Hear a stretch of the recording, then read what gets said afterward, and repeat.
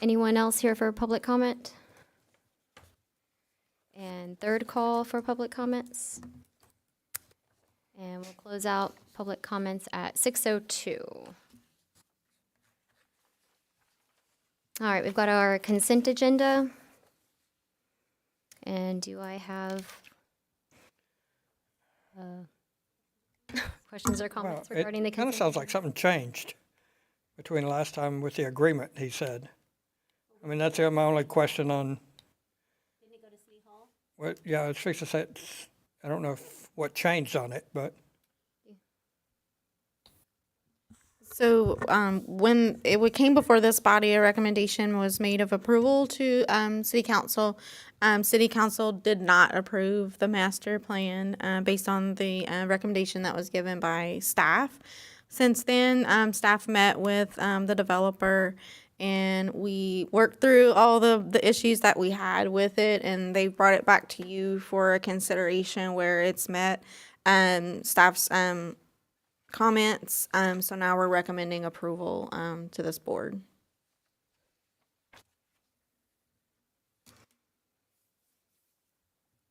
no, that's good. That was just really more of a question, that something, make sure I didn't miss something. Do you have motions? Motion to approve the consent agenda, items A, B, C, and D. I'll second. All those in favor? And that's unanimous.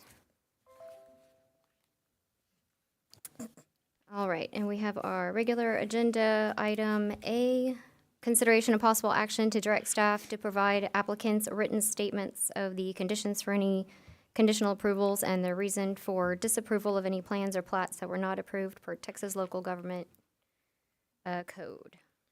So we actually don't need you to have an action No? item on this Oh. one, since you've approved or recommend approval of all your items on consent. All right, we'll scratch that one. Consideration of possible action to approve excused committee member absences. Motions? Make a motion to approve. Regular agenda item B. Second. All those in favor? And it's unanimous.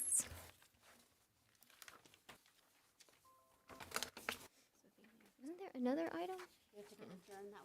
Yeah, you have to adjourn. Yeah, To open this one. I thought there was another. Didn't we get something else? It's a whole different meeting. Okay, Hey, okay. switch hats. All right, well then I'm looking for one final motion. Motion to adjourn. Second. All those in favor?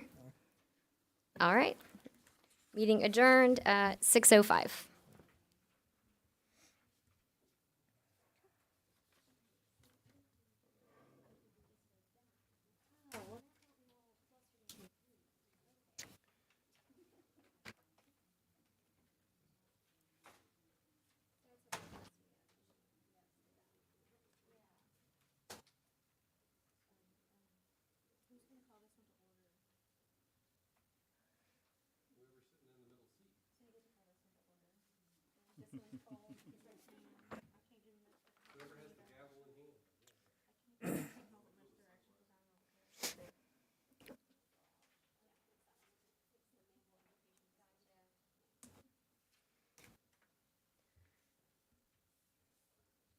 Okay, we're going to start the Manvel Education Facilities meeting at 6:06 p.m. Dorothy's not here, Ryan's not here, Kyle, Here. Christine's not here, I'm here, Christy, Here. Mohammed? Here. All right, do we do the pledges again? No? Oh, okay. Yeah.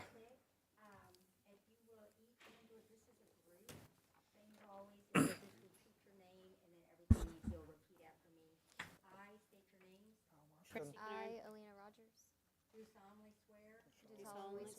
That I will faithfully execute That I will faithfully execute the duties of the office the duties of the office of the Manvel Education Facilities Corporation of the Manvel Education Facilities Corporation of the state of Texas of the state of Texas and will, to the best of my ability, and will, To the best of my ability. preserve, protect, and defend preserve, protect, and defend the Constitution and laws of the United States the Constitution and laws of the United States and of this state. and of this state. So help me God. So help me God.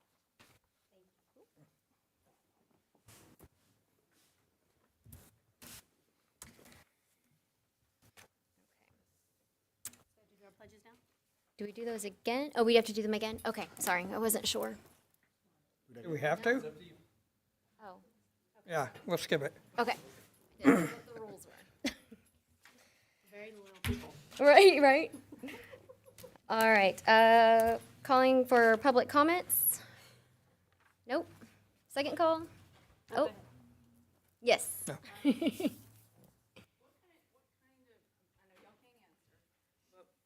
kind of Manvel education facility do we actually have? So I was really wanting to hear about that and why we need a committee for it. So, thank you. Thank you.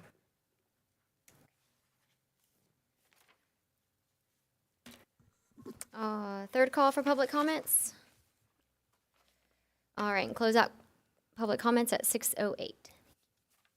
All right, regular agenda item A, consideration of possible action to approve MEFC Resolution 2022 R01, a resolution relating to approving amendments to certain loan agreements between Manvel Education Facilities Corporation, Bank of America, and Strake Jesuit College Preparatory, and related matters. Jessica?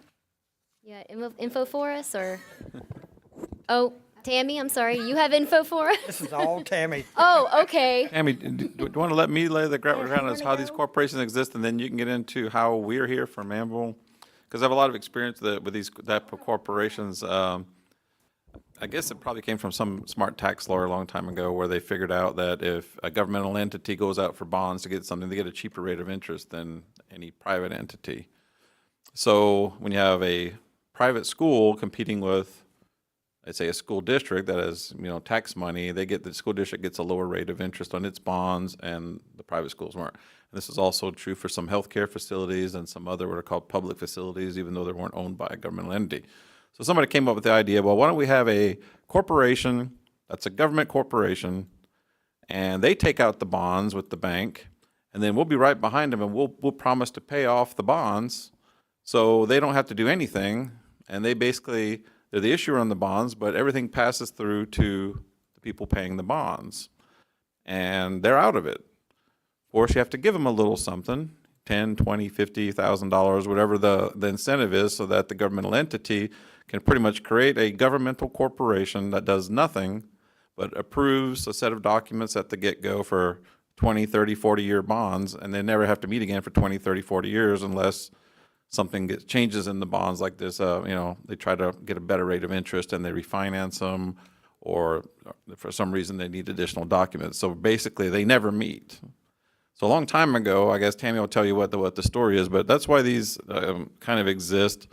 It's called a pass-through issuer situation, where you're technically on the bonds, but you're not responsible for anything. It's not even supposed to go against the city's credit.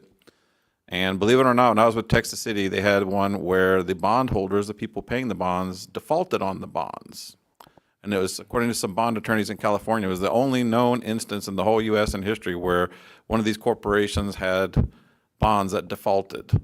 And of course, they included this healthcare. It was an Alzheimer's facility in Texas City. They included them in the lawsuit, and they got out of the lawsuit immediately because it was a pass-through issuer situation. So there's no liability to the city, no liability to you guys, but it all stems from a set of documents to help, in this case, I guess Straight Jesuit, finance a private educational facility and get a better rate of interest, similar to what a governmental entity. So how it was created in the whole history, I'll turn that over to Tammy, but hopefully that gives you a little bit of background as to what kind of these bizarre corporations pop up like this. So the how was before I ever got here. But I can tell you from the time that I got here, when these come out, the city's budget was little to nothing.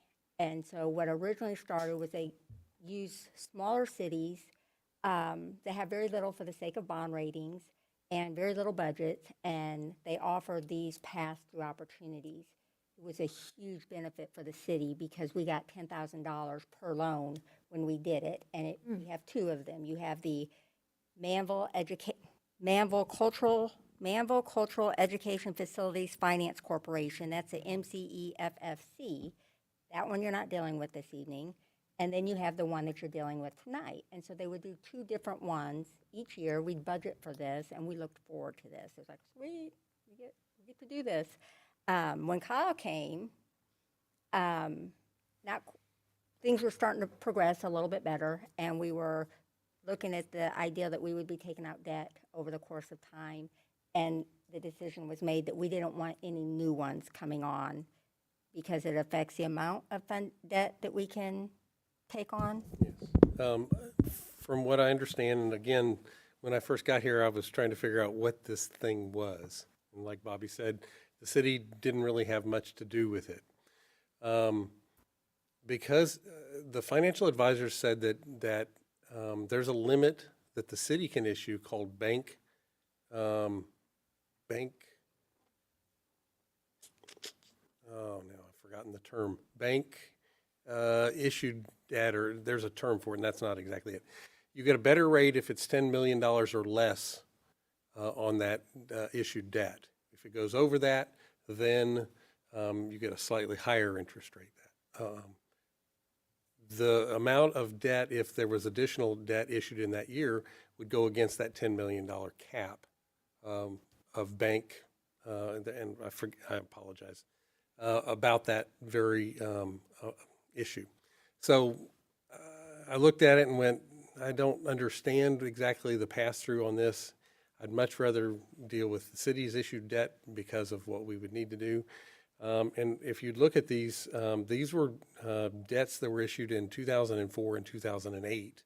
And the resolution you have is, I guess Bank of America is redefining, there's some terms in it, and a way that they determine the interest rates. Those are the two things that are in that resolution. So that's what they've asked the corporation to approve the resolution to change, add some definitions and to change how that interest rate is calculated. So that's what we know. So there's no cost to it doesn't cost this, actually, they're making money on it, but there's no cost to the taxpayer. It doesn't affect. No, doesn't affect us at all. How does it benefit the city again? At the time, 'Cause they, the entity that helped facilitate the issuance of the debt paid the city $5,000 or $10,000 to be the pass-through borrower, pass-through issuer. And that was it. So there was some money that the city received to be the gateway to issue that debt, and that was it. Yeah, from what I remember, that's what we were, and it was roughly 10,000 every time we did it, and it was 1 to 2 a year. So it wasn't anything major, but it was, yeah. And the last amendment we did, they gave us $5,000. I'm not sure if they're gonna send us 5,000 for this one or not. But this is just basically a continuation of one that we've already done in the past. We're just kind of fulfilling our commitment or There were continuing our. two debt issuances in '04 and '08, and this is amending some of the definitions in the document for how that interest was actually determined at the time. So that's it. But we haven't taken on new ones of these since No. 2008. No, since 2012. I think there were some in 10 or so. But the corporations themselves were created, I think, in 2000 or 2001. any other questions, comments, concerns? Nope. Motions?